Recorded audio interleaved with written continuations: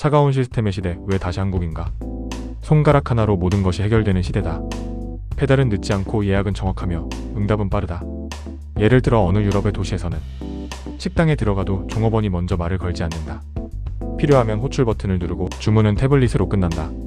불편함은 없다. 대신 말이 시작될 계기도 없다. 같은 시간 한국의 작은 식당. 문을 열고 들어가면 주인이 먼저 묻는다. 몇 분이세요? 자리에 앉기도 전에 물컵이 놓이고 주문을 고민하고 있으면 이게 제일 잘 나가요 라는 말이 붙는다. 이건 효율로 보면 불필요한 개입이다. 그런데 그 짧은 개입 하나로 공간은 더 이상 낯선 곳이 아니라 잠시 머물 수 있는 자리로 바뀐다. 차이는 기술이 아니라 온도의 문제다. 또 다른 장면. 외국의 아파트에서는 옆집 사람의 얼굴을 모른 채 몇 년을 사는 일이 흔하다. 택배는 문 앞에 놓이고 문은 조용히 닫힌다. 소음은 없고 갈등도 없다. 완벽하게 관리된 거리. 반대로 한국의 오래된 주택가. 엘리베이터에서 몇 번 마주치다 보면 자연스럽게 인사를 한다. 어느 날은 김치를 나눠주고 어느 날은 요즘 안 보이시네요 라는 말이 건네진다. 가끔은 그게 부담이 된다. 하지만 그 부담이 완전히 끊어지는 것을 막는다. 연결은 늘 편안하게 만들어지지 않는다. 오히려 약간의 불편을 동반한다. 아파트 앞 편의점 플라스틱 의자도 비슷하다. 밤 10일씩 약속 없이 나와 앉아있는 두 사람. 대단한 이야기는 없다. 회사 이야기, 누가 뭐라 했다는 이야기, 중간에 길게 비는 침묵. 그런데도 자리는 쉽게 끝나지 않는다. 같은 시간 다른 나라에서는 이미 각자의 집에서 넷플릭스를 보고 있을 시간이다. 혼자 있는 시간은 충분히 편안하다. 하지만 그 편안함이 길어질수록 누군가를 갑자기 불러낼 이유는 점점 사라진다. 한국에서는 아직 그 이유가 남아있다. 야, 잠깐 나와. 이 한 문장은 계획을 무너뜨리고 대신 관계를 다시 작동시킨다. 또 하나의 장면. 회사에서 퇴근 직전 누군가 묻는다. 밥 먹고 갈래요? 이미 피곤하고 집에 가고 싶은 마음이 더 크다. 그럼에도 몇 번 중 한 번은 따라간다. 그 자리에서 중요한 결정이 내려지기도 하고 전혀 예상하지 못한 위로를 받기도 한다. 이건 회식 문화의 장단점과는 다른 문제다.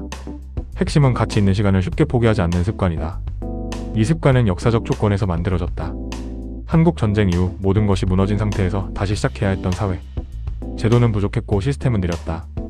그 빈자리를 채운 것은 결국 사람이었다. 예를 들어 장사를 시작한 가게가 자리를 잡기 전까지 주변 사람들이 일부러 찾아가 주고 외상으로 버티게 해주던 시절. 그건 경제 논리로 보면 비효율이다. 하지만 그 비효율 덕분에 가게 하나가 살아남고 그 가게가 다시 동네를 유지하는 구조가 만들어졌다. 이런 방식은 지금도 남아있다. 단골이라는 개념, 자주 가는 카페에서 늘 드시던 거? 라고 묻는 순간 데이터 기반 추천보다 느리지만 훨씬 오래 기억에 남는다.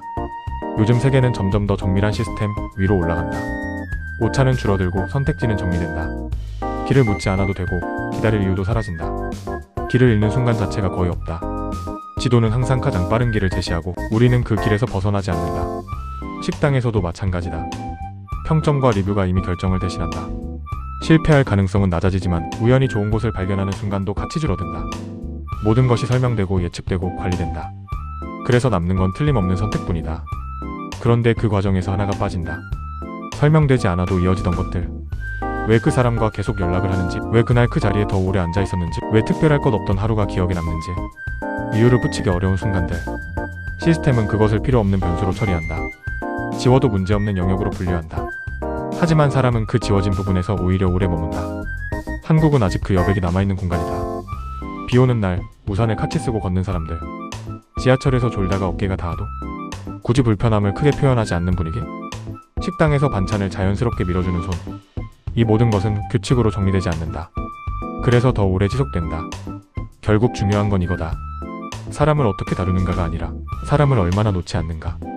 완벽하게 정리된 공간에서는 관계가 깔끔하게 유지된다. 대신 쉽게 종료된다. 조금 어질러진 공간에서는 관계가 번거롭게 이어진다. 대신 쉽게 끊어지지 않는다. 지금 사람들이 한국을 다시 보는 이유는 이 단순한 차이에 있는 듯하다. 효율이 아니라 지속성, 완벽함이 아니라 연결.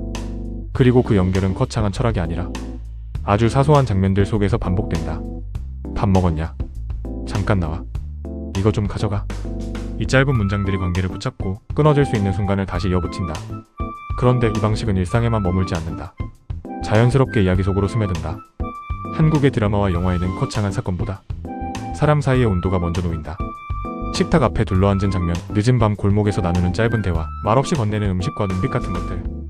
이건 특별한 연출이 아니라 우리가 이미 살아온 방식이 그대로 옮겨진 결과다. 그래서 지구촌의 시청자들은 모든 맥락을 완전히 이해하지 못해도 그 장면의 결을 먼저 느낀다. 설명하기는 어렵지만 분명히 살아있는 관계, 실제로 이어지고 있다는 감각. 결국 한국이 주목받는 이유는 새로운 형식이나 기술만이 아니다. 사람을 놓지 않는 이 구조, 그 분위기가 콘텐츠 속에서도 반복되기 때문이다. 조금 불편하기도 하지만 그래서 더 인간적이다.